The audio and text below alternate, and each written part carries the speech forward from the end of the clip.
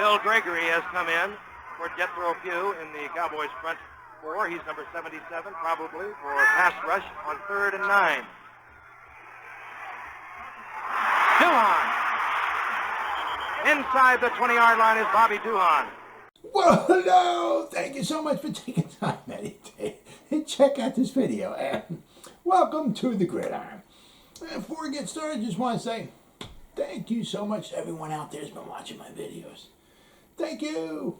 If you can maybe give this video a thumbs up or possibly leave a comment below, or maybe even share this video, it would mean so much to me. But anyway, just thank you so much for just taking time out of your day to check out this video.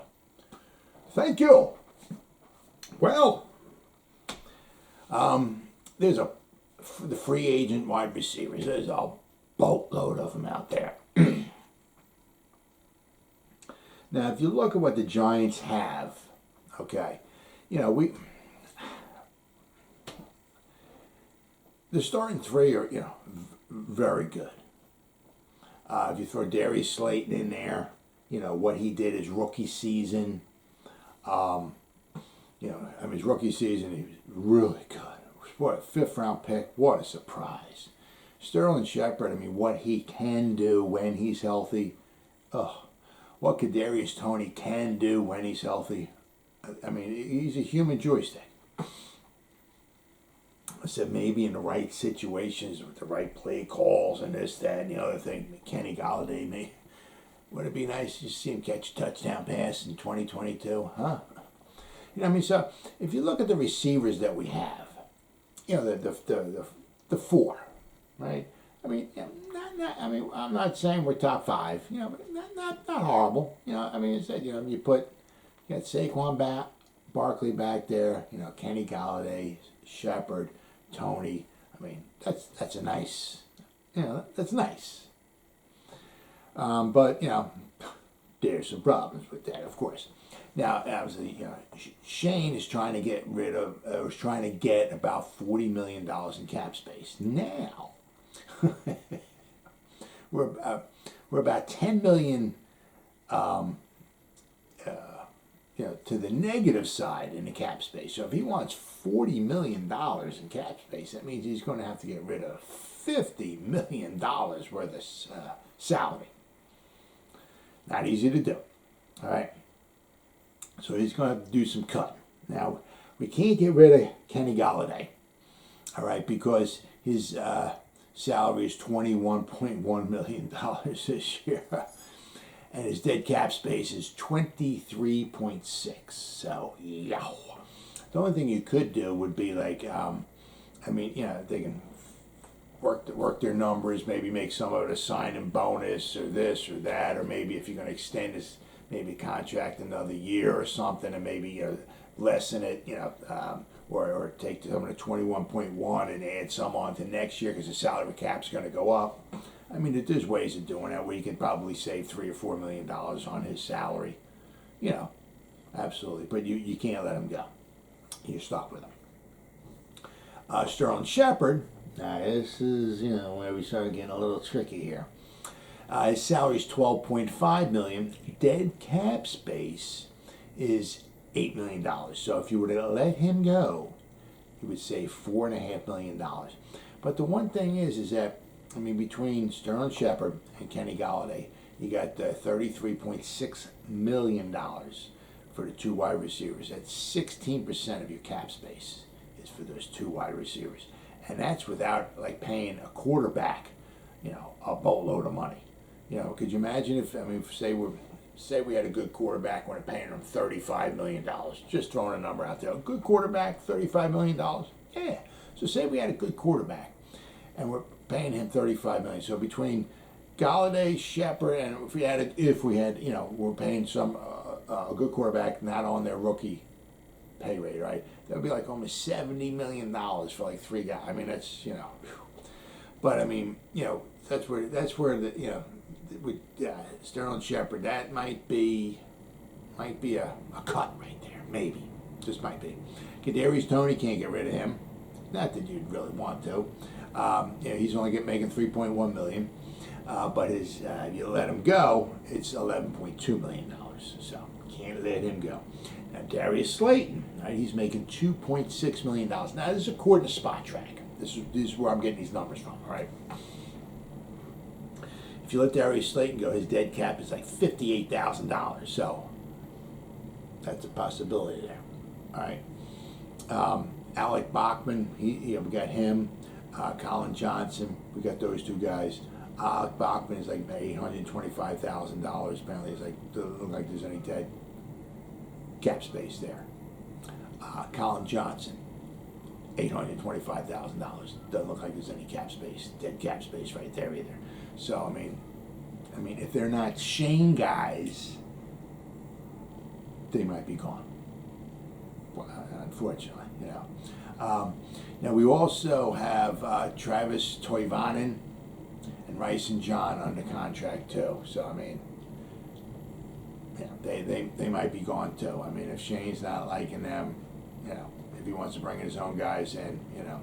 Now none of these wide receivers is connected to Shane, so that's a problem. When you got a new coach coming in, new GM coming in, none of them are connected to him, you know.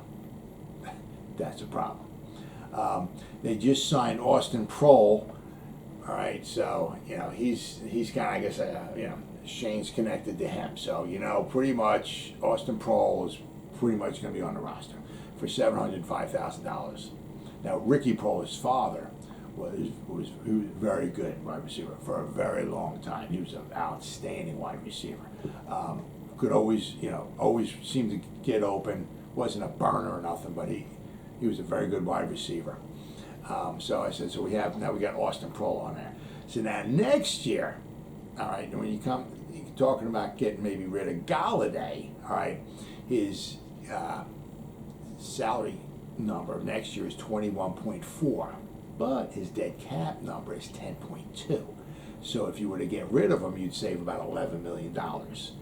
So getting rid of Kenny Galladay next year might be a possibility. Now, if the Giants do keep Shepard this year, next year, all right, his salary is $13.5 million. All right, his dead cap is 4. So if you were to get rid of Shepard next year, you'd be saving $9.5 million. So unfortunately, if Shepard don't go this year, he might be gone next year.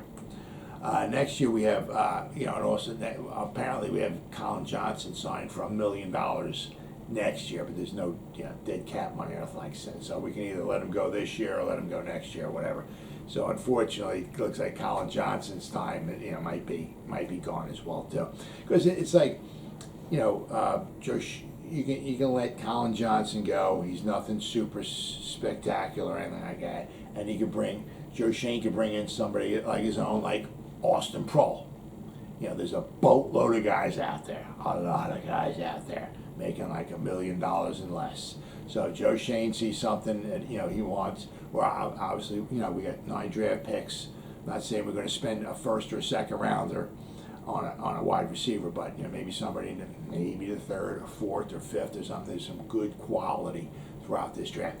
Now the one thing is that as time's going along, as the years are going, with college football, the passing game is huge. They're developing, wide receivers left and right now. So there's going to be so many good wide receivers coming out. Maybe not maybe phenomenal top 5 picks or nothing, but almost every year there's going to be some good quality throughout the draft.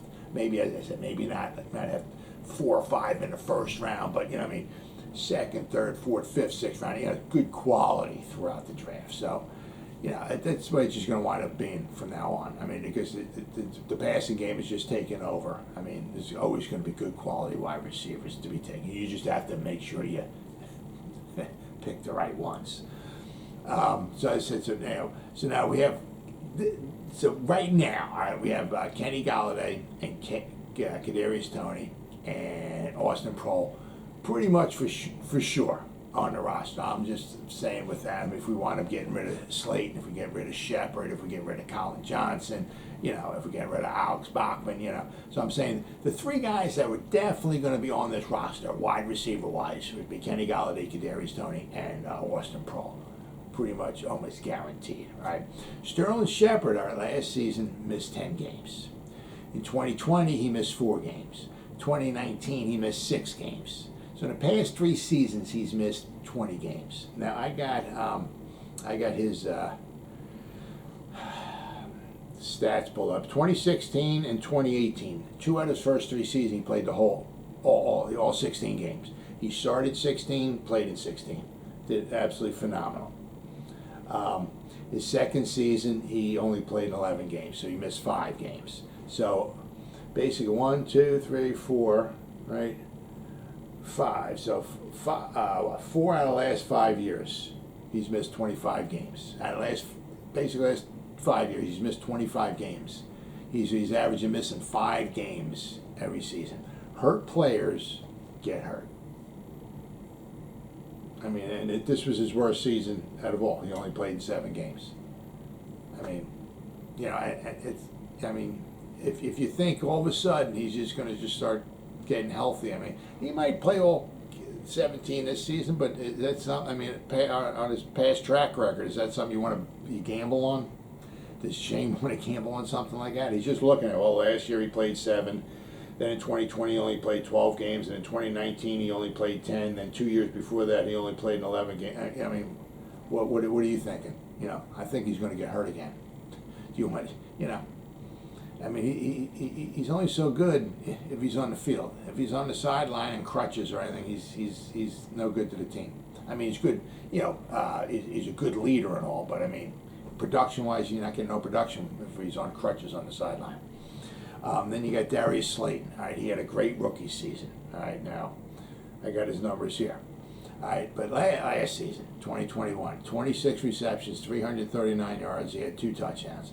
I mean, nothing special at all there. So Shane's going to want to kind of keep him, or is he going to try to wind up bringing his own guy in? Now, I said his rookie season.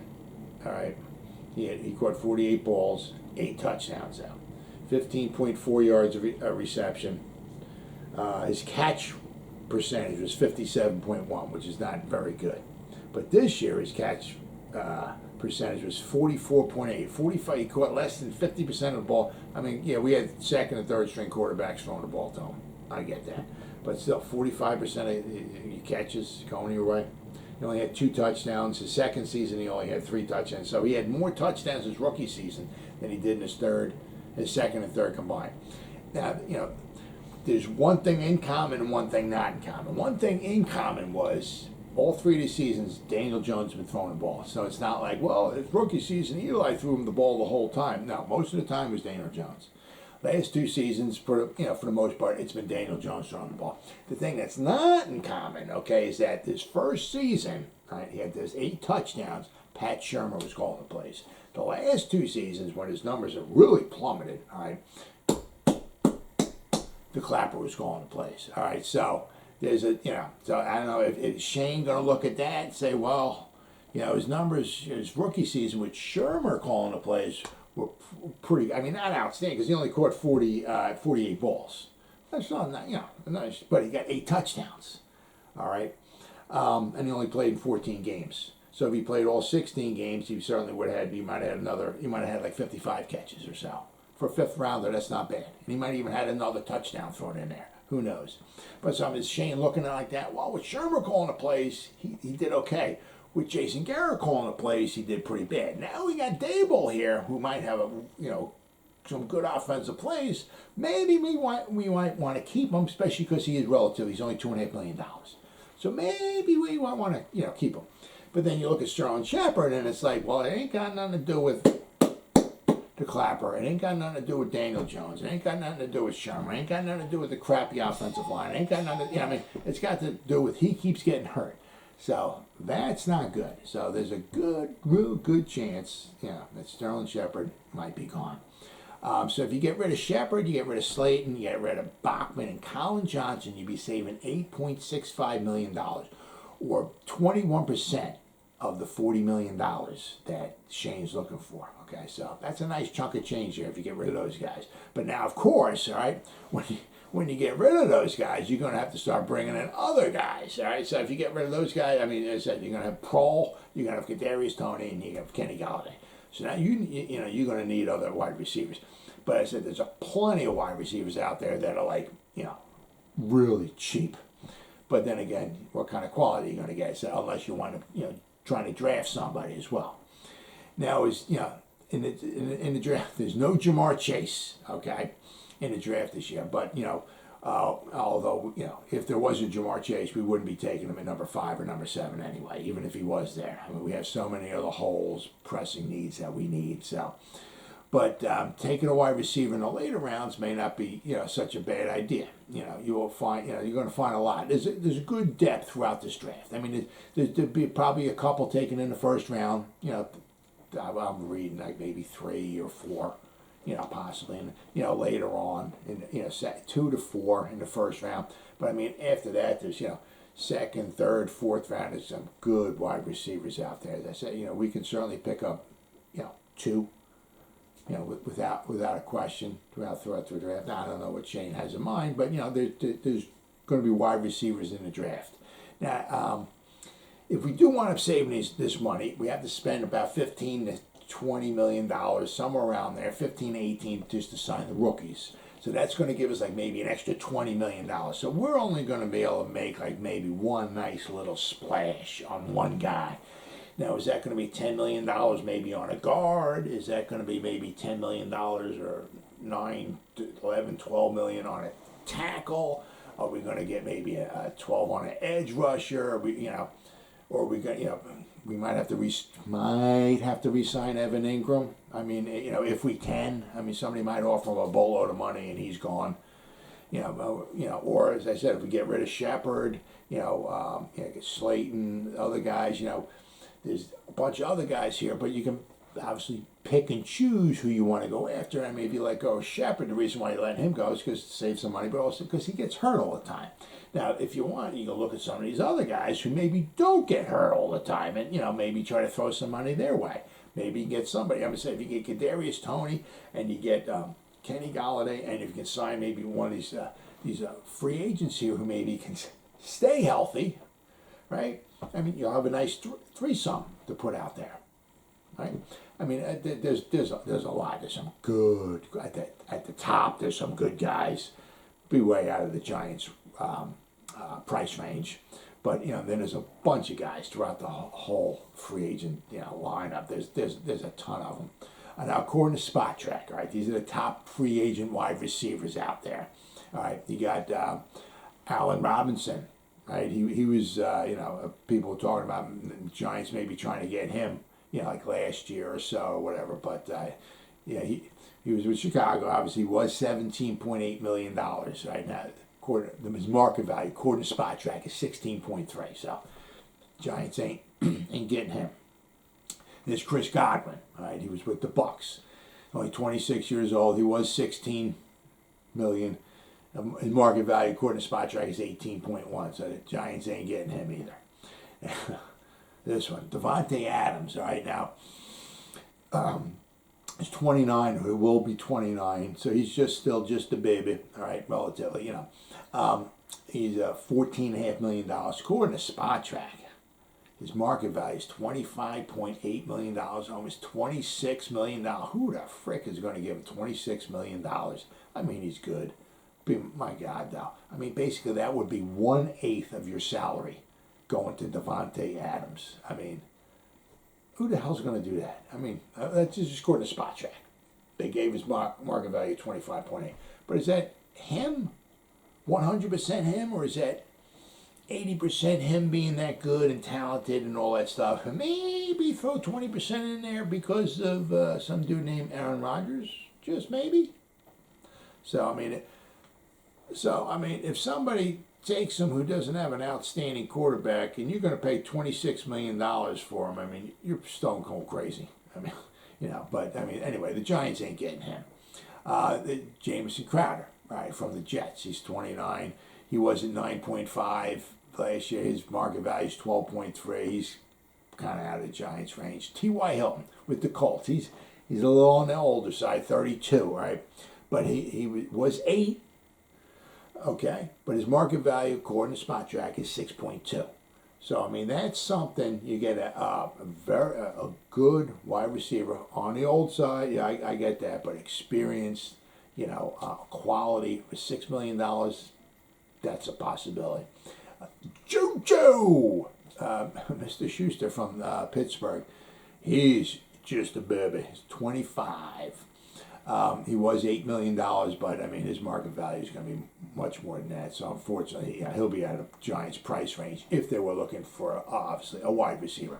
Now here's an interesting one: Emmanuel Sanders, old, 35, but he was with the Bills. Okay, he had 42 receptions for 626 yards, 4 touchdowns. And he was making $6 million. Very interesting. Now with Shane, Dable, right? Can we maybe get Sanders to come over? I'm not saying he's the number 1 wide receiver or nothing, but I mean if you can get him in there and he stays healthy and all this and everything, and we can get him for maybe $4 or $5 million, that might be. I mean, regardless if you keep Shepard or Slayton or whatever, may not be a bad idea to bring him over. Good quality, experienced wide receiver who has ties to Shane and Dable. Keep your eyes out for that one. Very, very interesting. AJ Greenwood, Arizona. He's 34. He was only making $6 million, but he's been hurt quite a bit in his career, so I don't know so much about him. Keenan Cole with the Jets. He's 29. He was making $5.5 million last year. Sammy Watkins was with Baltimore. He's 29. He was only making $5 million. Now he was with the Bills, but that was 2014, 15, and 16. I think he left Buffalo just before Shane. Shane got there in 17. Dable was there in 18. Watkins left after 16. So, I mean, there's no connection there with him. But he was with Buffalo at one point in time. But he's still only 29, only $5 million. That's not a lot. I mean, he's not an unbelievable wide receiver, but he's good quality. And if you can get him for $4 or $5 million, maybe might be somebody to take a shot at. Mike Williams, now this guy here, now he pretty much priced himself out of the Giants range. He was with the Chargers, only 27, but he had 76 receptions for 1,146 yards, 9 touchdowns. Now it's how much was that because of him, and how much that was because of him and Justin Herbert. So if you sign in for a boatload of money, you don't have a real good quarterback, you might want to just throw some of your money out the window. Okay. But I mean, he had a great season last year. Now, he was making 5. Okay, so that would be in the Giants' range. However, with the good season he had and all everything, according to Spot Track, his market value was $16.7 million. So he pretty much priced himself out of the Giants' range right there. Now, of course, I said there's a boatload of guys out there. I mean, after this Mike Wallace, there was a ton of guys. Dante Pettis. He's a free agent, obviously from the Giants, but there's no connection with him and Shane or Dable, so I don't know, if we're going to see him back in a Giants jersey. You're also interesting, you got Michael Gallup and Wilson from Cedric Wilson from the Cowboys, 2 of the Cowboys receivers. They were making like under $1 million each. Now, you had Cooper, Dalton Schultz is a free agent. He was making like nothing. He priced himself. The Cowboys ain't going to be able to keep him. I don't think they're going to be able to sign. Well, maybe you can sign maybe one of Cedric Wilson or Gallup, but they ain't going to be able to keep both of these. They ain't going to be able to keep between Schultz, Wilson, and Gallup. There's 2 of those guys almost guaranteed are going to be gone. So the Cowboys are going to be looking to replenish their wide receivers and tight end for sure. But I mean, Gallup and Wilson, they're free agents. They were making like under $1 million a piece. So I mean, if the Giants wanted to take I don't know how much they're looking to get, but there might be some good quality, to possibly look at there. I mean, if you can get them on the cheap, as I said, I'm not exactly sure what Gallup or Wilson are looking for, but that's always a possibility. And then finally. Now, he got let go by the Browns, okay, so I don't know exactly how much of his salary he got last year, but after he got let go with the Browns, he's looking just to hook up with a team that was possibly had a shot to make the Super Bowl and possibly win the Super Bowl. And he did. OBJ. So I said, I don't know how much of a salary he got from the Browns after they let him go. I think it was November 8th, if I remember correctly. November 11th, the Rams signed him. All right, but they signed him to $1.25 million. That's all they can sign because they have so much money going out to all these other guys. That's all they could afford, a little over $1 million. He took it basically just to get some money, but also because he had a good chance at winning the Super Bowl, and he did, and good for him. But however, unfortunately, OBJ, he only got 1.25 from the Rams, but unfortunately, according to Spot Track, his market value is 13.1. So to actually think that there'd be a time that OBJ signs back with the Giants, kind of doubt it. Well, as always, guys, thank you so much for taking time out of your day to check out this video. You guys stay safe out there and go Giants. Woo!